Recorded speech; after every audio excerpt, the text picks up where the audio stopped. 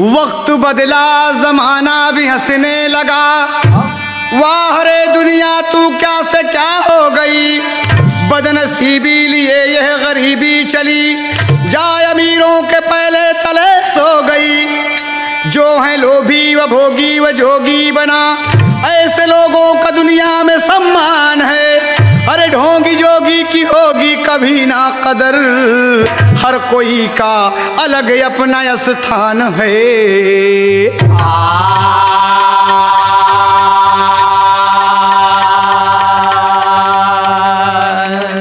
ध्यान दे बाबूजी, आज इंसान इंसानियत खो दिया, आज इंसान इंसानियत खो दिया, आज इंसान इंसानियत खो दिया, सिर्फ झूठी कहानी जमाने में है, आज इंसान इंसानियत खो दिया, आज इंसान इंसानियत खो दिया, सिर्फ झूठी कहानी जमाने में है, आज इंसान इंसानियत खो दिया, सिर्फ झूठी कहानी जमाने में है, आज इंसान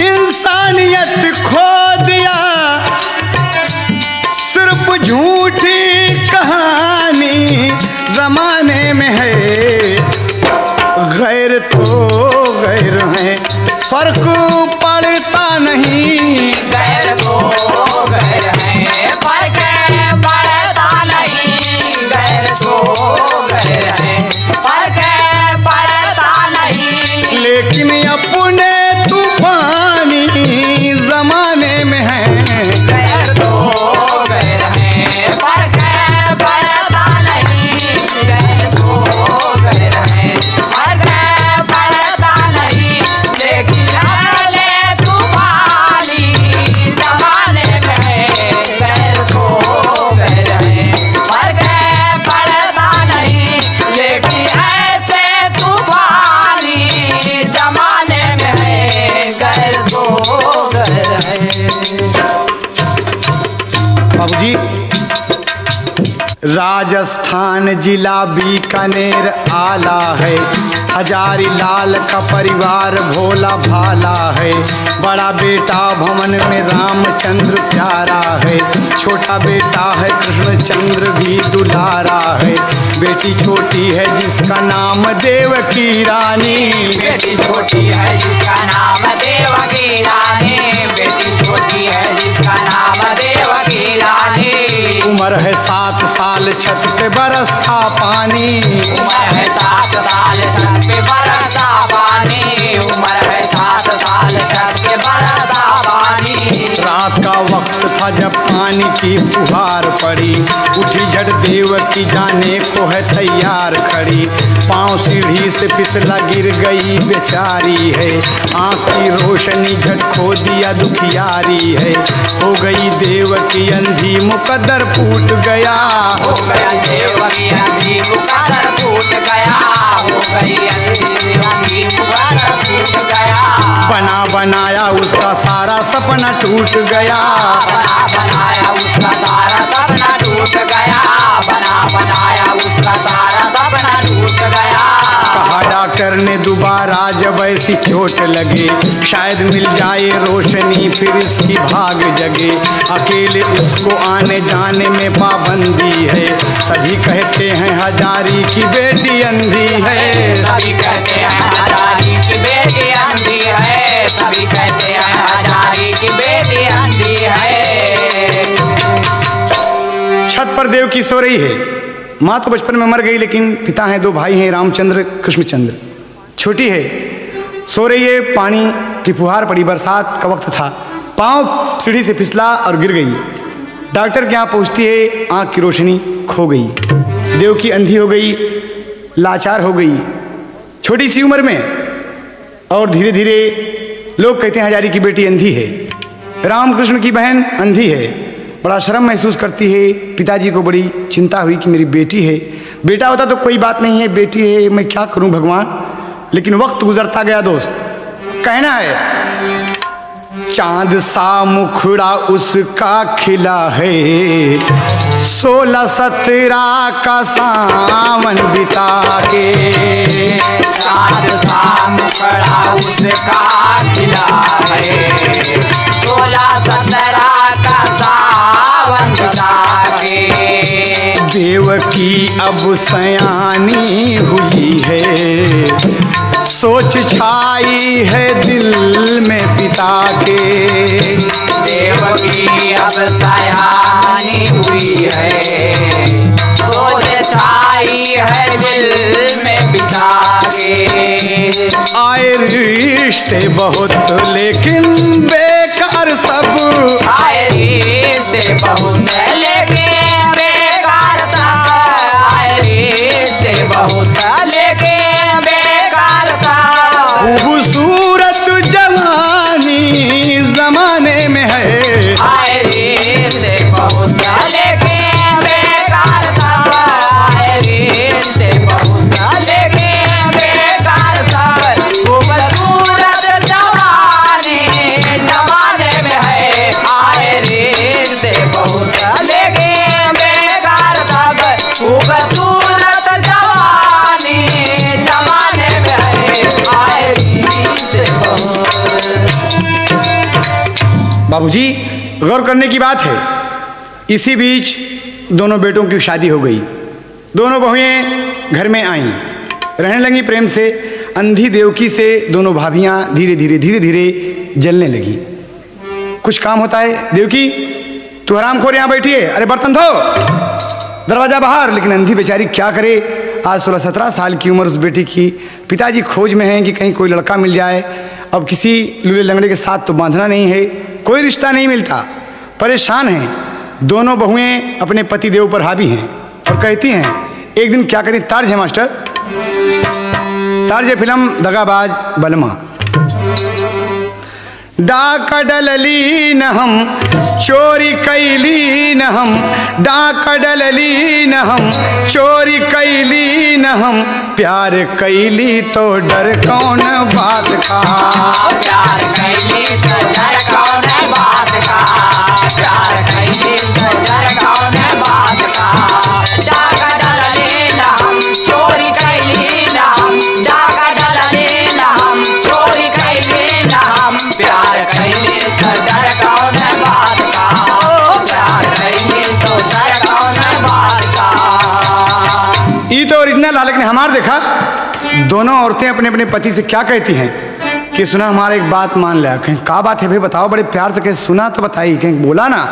कहे तोहरी अंधी बहन, तोहरी अंधी बहन अब न बनी है दुल्हन, अब न बनी है दुल्हन, एक दैदा बलम कौनो जात का। एक दैदा बलम कौनो जात का, एक दैदा बलम कौनो जात का। तोहरी अंधी बहन अब न बनी है दुल्हन, तोहरी अंधी बहन अब न बनी है दुल्हन, एक दैदा बलम कौनो जात का, एक दैदा बलम कौनो जात का।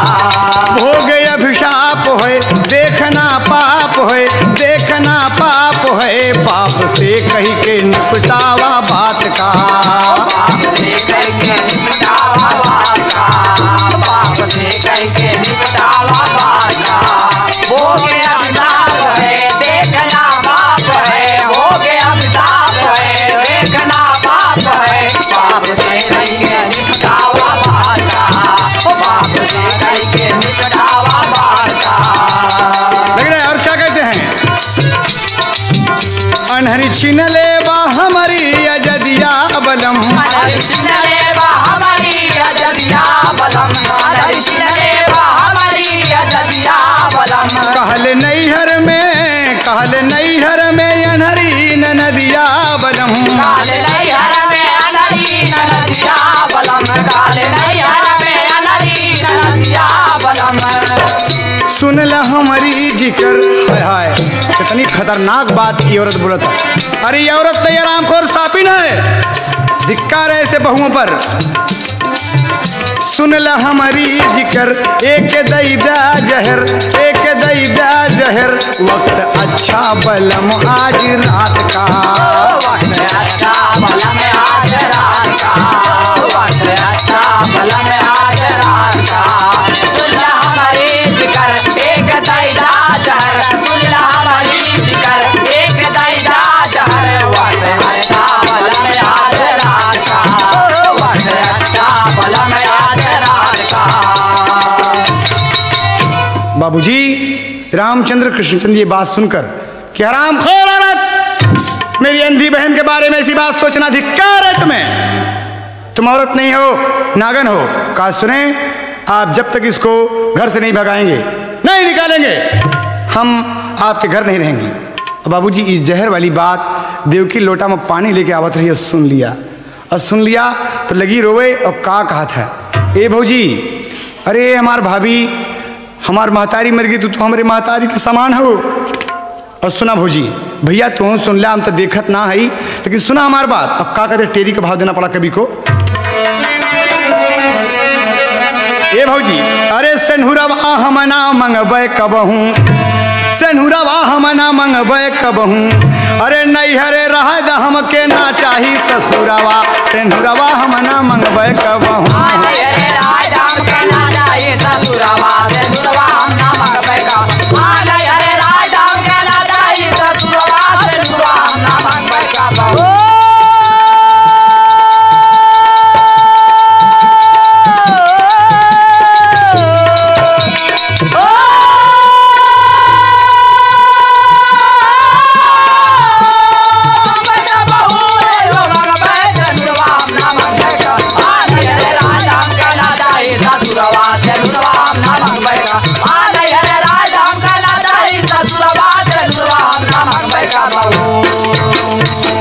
क्या कहती है कि भौजी हमार बात सुना, हम तो अंधी है, तू हमका जहर देबू। अरे सुना तो, का पैबू हम चली जाब जब छोड़ के टोला, का पैबू, का पैबू शबनम से बन के भौजी शोला, का पैबू, का पैबू अपराधी बन के मुहवा खोला, का पैबू, का पैबू हमरा के मार के भौजी बोला, का पैबू, का पैबू हमरा के मार के भौला भौजी, का पैबू, का पैबू हमरा के मार के बोला भौजी, का पैबू।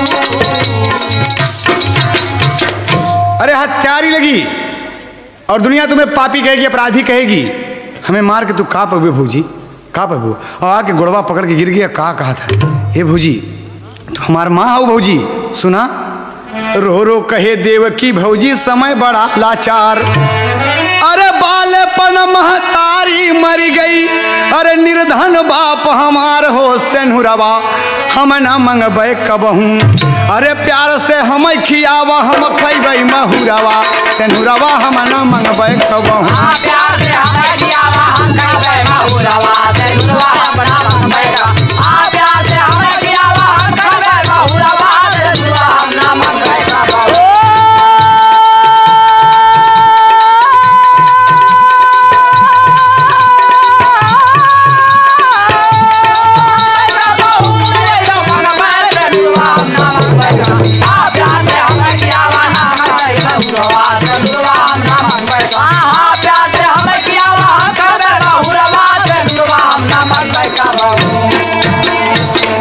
अरे भौजी तू चोरी चोरी हमके जहर देबू, अरे अधूरे दो, खुले आम दो जहर भौजी, मैं हम खाप हम मर जाब। बा भौजी तो का हम महतारी समान मानी, तो हमके हमरी हत्या के बाद सोचे तू, धिक्कार है भौजी। रोवत की देवकी चली जा रही है। कृष्णचंद्र कहा, देवकी तुम रो नहीं। हजारी लाल को पता लगी पिताजी को, बरस पड़े अपने बहुओं पर, खबरदार जो मैं रहते हुए मेरी बेटियों के बारे में, मेरी बेटी के बारे में कोई गलत बात अगर सोचा तो अंजाम अच्छा नहीं होगा। बेटे भी बहुत समझाए और उसी दिन इत्तेफाक से हजारी लाल की बहन का लड़का गोपाल जोधपुर से आ गया। जोधपुर से आया तो अपने मामा से कहता है कि मामा जी हम तो आए हैं, देवकी के लिए हमने एक लड़का देखा है, शायद पसंद आ जाए और माँ ने कहा कि देवकी को साथ में लेते आइएगा। अगर आप लोग बुरा ना माने तो मैं देवकी को अपने साथ ले जाऊँ। कहा हाँ हाँ हाँ भौजाई तो और जल्दी जल्दी बोल गए कि हाँ हाँ ले आ जा भैया ले आ जा। और बाबूजी सुबह जब हुई तो देवकी जाने के लिए तैयार हो गई। एक जोड़ा कपड़ा पिताजी दे दिए, छोटा सा हाथ में बैग ले लिया। अंधी खूबसूरत है बाबूजी, बहुत खूबसूरत है। यकीनन भगवान ने उसे अपने हाथों से संवारा है, लेकिन जाने मुकद्दर की क्या बात है कि आँख की रोशनी चली गई। और बाबूजी जब जा रही है आज तो अपने भौजी के गोड़ पकड़ के कहा था ताज है तनिक पत्ती पाला मास्टर सही हो। सुना मोरी भौजी हो, सुना मोरी भौजी हो, अरे अब हमसे जिनका बहू रही खिलाफ। सुना मोरी भौजी हो, अब हमसे जिनका बहू रही खिलाफ। सुना मोरी भौजी हो, अब हमसे जिनका बहू रही खिलाफ। सुना मोरी भौजी हो।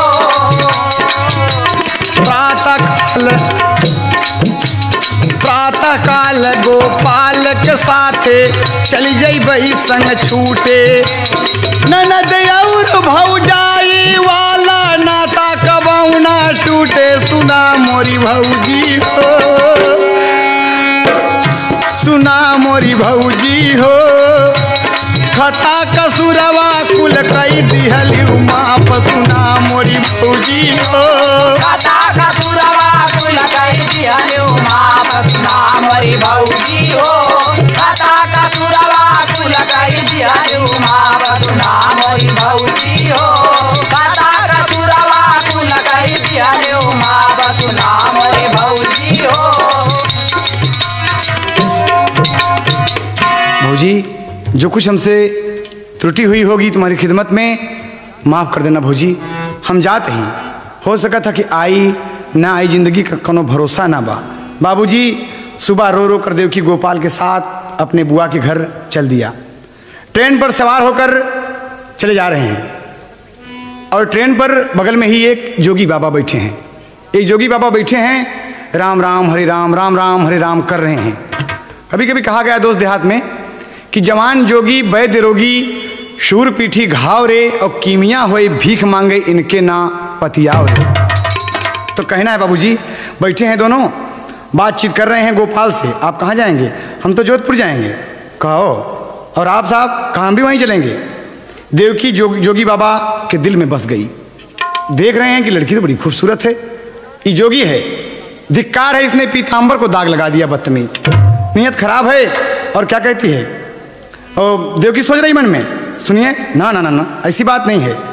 बाबा जी उठ निकाले और शराब की बोतल, कहा लीजिए सोमरस है। कहा सोमरस कहाँ?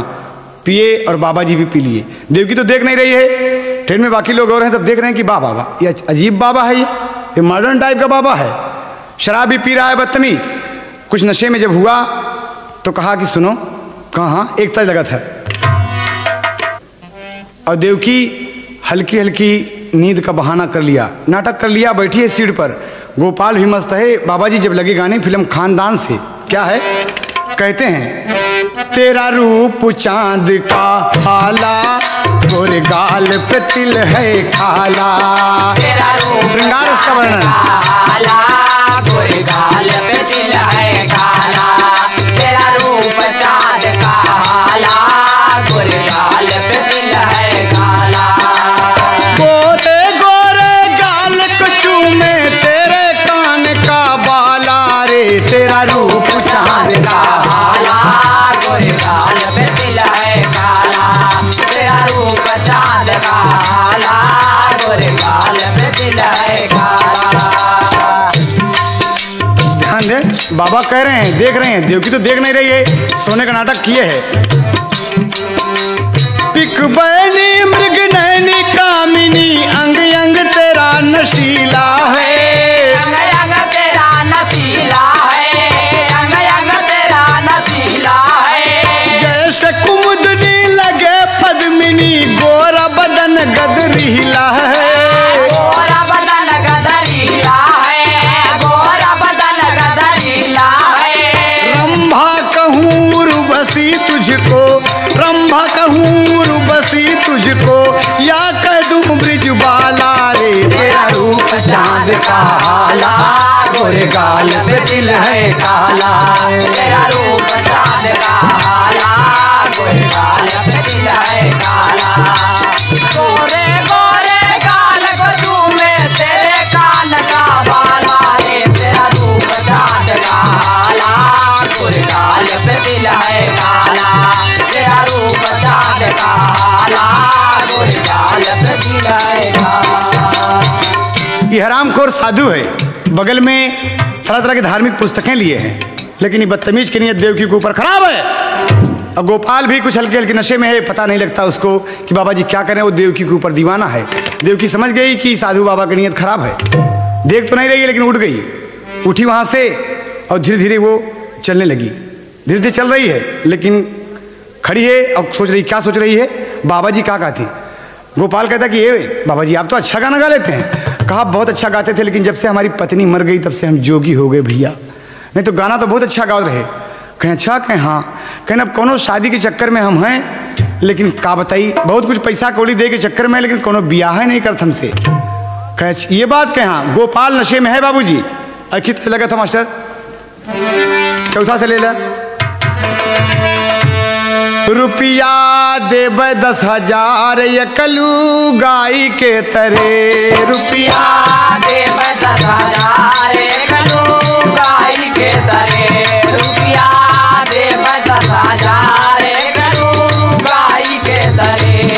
एकलू गाई के तरे, एकलू गाई के तरे, रुपया देब 10,000 एकलू गाई के तरे, रुपया देब 10,000 एकलू गाई के तरे।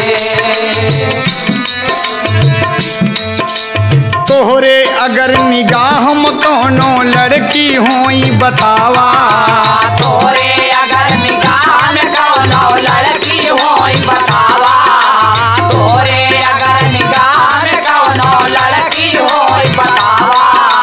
कहना खर्चा सब हम देब, शादी मोर करावा, हमसे प्रीतिया लगावा सगे भाई के तरे, हमसे प्रीतिया लगावा सगे भाई के तरे, हमसे प्रीतिया लगावा सगे भाई के तरे, सगे भाई के तरे, सगे भाई के तरे, हमसे प्रीतिया लगावा सगे भाई के तरे, हमसे प्रीतिया लगावा सगे भाई के तरे। अरे हम 10,000 रुपया दे, पहली पत्नी मर गई, बैराग ले लिया भैया, कहूँ से तोरे लड़की निगाह में अगर कौन लड़की हो तो बतावा ना। अरे गोपाल जो हल्की हल्की नशा में है, क्या कह रहा है, देवकी खड़ी है और सुन रही है। हाय हाय हाय, सही हो, नियत बदल गई बहन के ऊपर बोल पड़ा गोपाल, नियत बदल गई बहन के ऊपर बोल पड़ा गोपाल, नियत बदल गई बहन के ऊपर बोल पड़ा गोपाल। बहन देवकी अंधी हमारी बाबा क्या बा ख्याल माल, हमके कुल दैदा अगुआई के तरे, हमके कुल दैदा अगुआई के तरे, माल हमके कुल दैदा अगुआई के तरे। जैसे रोगिया के मन भावई वैसे वैद्य बतावे, जैसे रोगिया के मन भावे वैसे वैद्य बतावे, जैसे रोगिया के मन भावे वैसे वैद्य बतावे। देवकी का दिल धक धक धड़के, दुखिया मन पछतावे, हमका बेच दे पापी लई जवाई के तरे, हमका बेच दे पापी लई जवाई के तरे, हमका बेच दे पापी लई जवाई के तरे, लई जवाई के तरे, लई जवाई के तरे, हमका बेच दे पापी लई जवाई के तरे, हमका बेच दे पापी लई जवाई के तरे। अरे बाप रे, देवकी समझ गई कि हरामखोर हमका बेच दे। अरे ये तो अपने घर हम करीब आ जाता, लेकिन पैसा पे हमको बेच देगा। देवकी उठी बहाना करके बाबूजी और चल दिया टॉयलेट की तरफ। लघुशंका के लिए जाती है और कुछ दूर जाने पर स्टेशन पर ट्रेन रुक गई और देवकी बड़े आराम से गेट पाई और प्लेटफार्म पर उतर गई। बाबूजी ट्रेन छूट गई, ट्रेन छूट गई। द्रौपदी खड़ी होकर रो रही है, खड़ी होकर रो रही है। सभी घबराए हैं, देख रहे हैं कि क्या बात है बेटी, क्या बात है। और ट्रेन जब आगे चली गई तो जब देवकी नहीं आई तो गोपाल, हाँ देवकी देवकी, जोगी बाबा भी बगल में बैठे हैं, कहाँ गई कहाँ गई। पूरे परेशान हैं, पूरे कोच में ढूंढ रहे हैं, लेकिन देवकी तो चली गई। और यहाँ जब प्लेटफार्म पे उतरती है बाबूजी, उतरती है तो वहीं पर कुछ लोग भगवान एक लिंग के दर्शन के हेतु, भगवान शिवशंकर के दर्शन के हेतु जा रहे हैं। और उसे कहा कहती कि ये बेटी तुम यहाँ आओ मेरे पास, तुम्हारे कोई है? कहा नहीं बाबूजी कोई नहीं है, मैं अकेली हूँ, मुझे बचाओ बाबूजी। तो कुछ अच्छे लोग थे, उसे प्यार से बुलाए, आओ देवकी आओ। और देवकी आ गई थी, लेकिन क्या कहती है, पापड़ में तज लगा मास्टर, ये पत्ती बढ़ ला सही हो। रोवे देवकी बहे नयन से पनिया दुनिया धोखे की, रोवे देवकी बहे नयन से पनिया दुनिया धोखे की। हाय विधाता जुल्मी भयल जवनिया दुनिया धोखे की, हाय विधाता जुल्मी भयल जवनिया दुनिया धोखे की। हाय विधाता जुल्मी भयल जवनिया दुनिया धोखे की। हाय विधाता जुल्मी भयल जवनिया दुनिया धोखे की। हाय विधाता जुल्मी भयल जवनिया दुनिया धोखे की। हाय विधाता जुल्मी भयल जवनिया दुनिया धोखे की। हाय विधाता जुल्मी भयल जवनिया दुनिया धोखे की। धिक्कार है ऐसे जमाने को। हमारे माँ मर गई, बाप हैं, भाई हमार, भौजी हमार सब जहर दे जाए थे। और लोग ये दुनिया धोखे किए ना, बाबा आप सब जाएं, हम कहीं चली जाओ, हम कहीं चली जाओ। लेकिन लोग समझाते हैं कि नहीं बेटी, देवी के दर्शन वाले, शंकर के दर्शन वाले कुछ लोग लगे समझाने हो। आपने और पराए में के करा के अच्छा माने हो। कहा बिटिया तू एकदम नाराज न हो, एकदम मन में शंका जिन लिया हुआ। अरे चला तू हमारे संगवा मान बचनिया दुनिया धोखे की। अब भोले बाबा के हम कर पूजनिया बनिया धोखे की। भोले बाबा के हम कर पूजनिया दुनिया धोखे की। भोले बाबा के हम कर पूजनिया दुनिया धोखे की। भोले बाबा के हम कर पूजनिया दुनिया धोखे, दुनिया धोखे, दुनिया धोखे की। भोले बाबा के हम कर पूजनिया दुनिया धोखे की। भोले बाबा के हम कर पूजनिया दुनिया धोखे की। हम भोले बाबा का दर्शन करेंगे बेटी, मन पवित्र होगा, चलो ना। कहा बाबूजी आप ठीक बोल रहे हैं ना। कहा अरे पगली तू मुझे अपना पिता समझ, ये तेरी माँ समान है, चल मेरी बेटी आ मेरे साथ। वहीं से बाबूजी स्टेशन पार हुए और बस पर सवार हुए, देवकी को लेकर चल दिए लोग। और शाम को बाबूजी बस एक मंदिर के सामने रुकी है। नित्य क्रिया से लोग फारिग हुए, फुर्सत हुए, बैठे हैं बड़े प्रेम से भगवान शंकर का ओम नमो शिवाय, ओम नमो शिवाय सब भक्तगण कर रहे हैं। बस रुकी हुई है, देवकी भी बैठी है, कुछ दिखाई नहीं पड़ता बेचारी का, मन में सोच कर रह जाती है कि ऐसे सुंदर सुंदर स्थान है, भगवान हमारे साथ क्या अन्याय किया। लेकिन देखें आप, बड़ी विचित्र बात होगी बाबूजी। विचित्र बात यह है, आगे बढ़े, आओ बेटी चलो दर्शन करने के लिए, चलो दर्शन करने के लिए। कहा चलो माँ, चलो बाबूजी, और जा रहे हैं। ये बेटी मंदिर में दिया जगमगात बा, ये बेटी मंदिर में दिया जगमगात बा। ये बेटी मंदिर में दिया जगमगात बा। दिया जगमगात बा, दिया जगमगात बा, दिया जगमगात बा। दिया जगमगात बा। दिया जगमगात बा। दिया जगमगात बा। ये बेटी मंदिर में दिया जगमगात बा। ये बेटी मंदिर में दिया जगमगात बा। ये बेटी मंदिर में दिया जगमगात बा। देवकी कहे हम ना देखी माँ कुछहू, देवकी कहे हम ना देखी माँ कुछहू। देवकी कहे हम ना देखी माँ कुछहू। देवकी कहे हम ना देखी माँ कुछहू। देवकी कहे हम ना देखी माँ कुछहू। ना देगी माँ कुछ। मंदिर में घंटा घन घनात बा, मंदिर में घंटा घन घनात बा। ए बेटी ए बेटी ए बेटी मंदिर में दिया जगमगात बा। मंदिर में दिया जगमगात बा, ए बेटी मंदिर में दिया जगमगात बा, दिया जगमगात बा।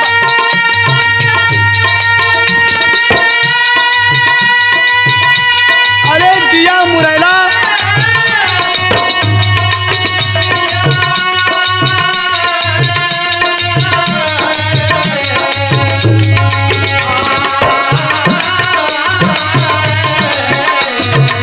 मंदिर में दिया जगमगात बा, ए बेटी मंदिर में